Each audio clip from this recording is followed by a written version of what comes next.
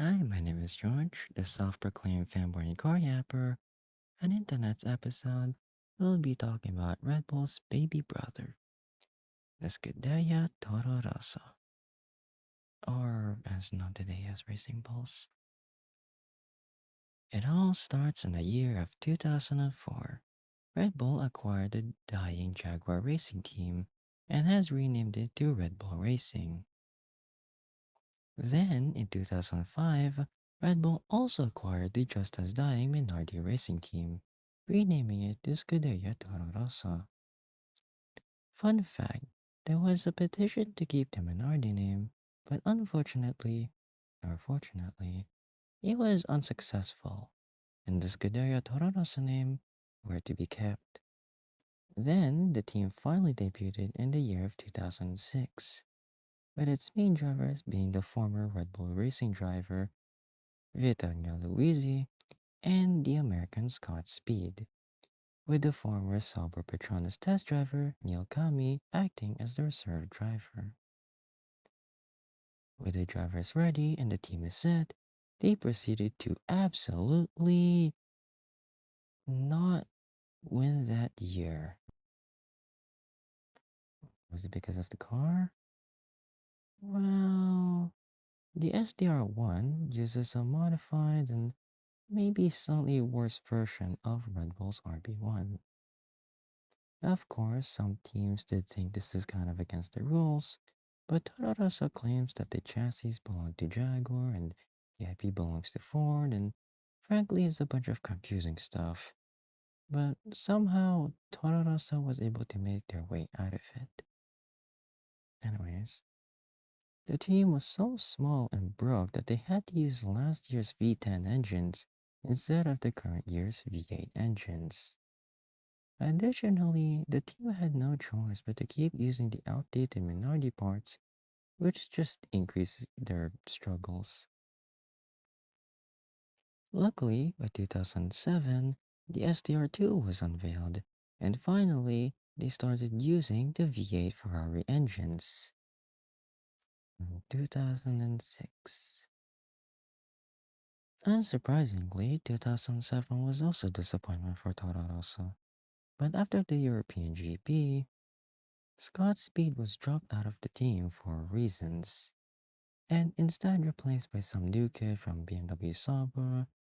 His name is Sebastian Vettel. I'm sure it'll be important later. The following races in the season were pretty mid, but they did pretty well in the Chinese GP. 2008 remained fairly the same, get the team's first and only win at the Italian GP. Red Bull, clearly noticing Vettel's impressive record, gave him a spot to drive for Red Bull Racing in 2009. In the same year, a new driver was added to the fray, Sebastian Buemi. But Sebastian Bordeaux were to be replaced by Jamie Alguersuari later that year. In 2011, Daniel Ricciardo and Jean-Eric Vergna were to replace Buemi and Alguersuari.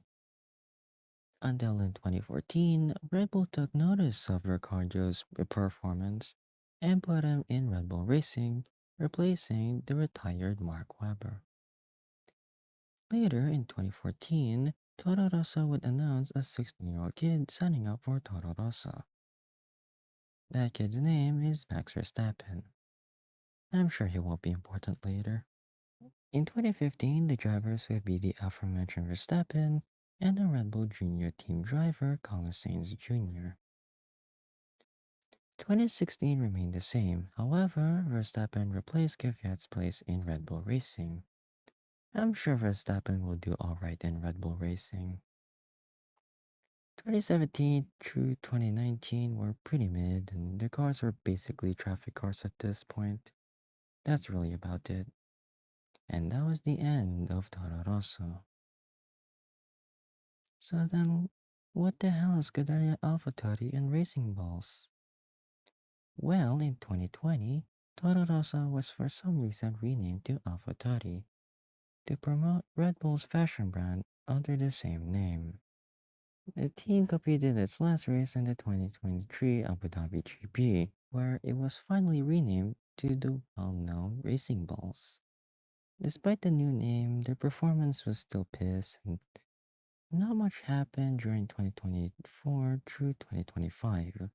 Lawson would later replace Ricardo, but then moved to Red Bull, but moves back to RB again, and yeah.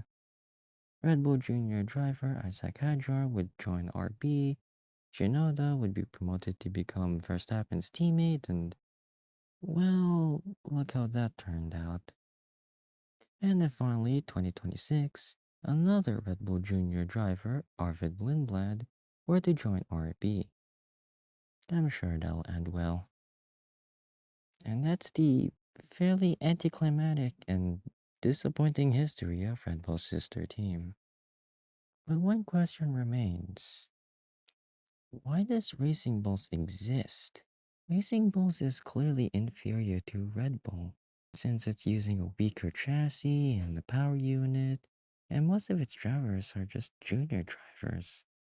You know how McLaren, Mercedes, and Red Bull have junior driver programs? Racing Bulls is basically those, but on an actual F1 season. Basically, they would take Red Bull junior drivers and put them into Racing Bulls to kind of test if they are good. If Red Bull thinks the driver is good, then there would be a chance that the driver would be promoted to Red Bull Racing. Sure, this is probably some kind of cheating, but you gotta respect Red Bull's hustle. Having basically two junior driver programs would technically double the chances of finding rising stars for Red Bull. Toro Rosso may not have the best win records, but I'm sure as hell that without Toro Rosso, he wouldn't have the Red Bull champions of today.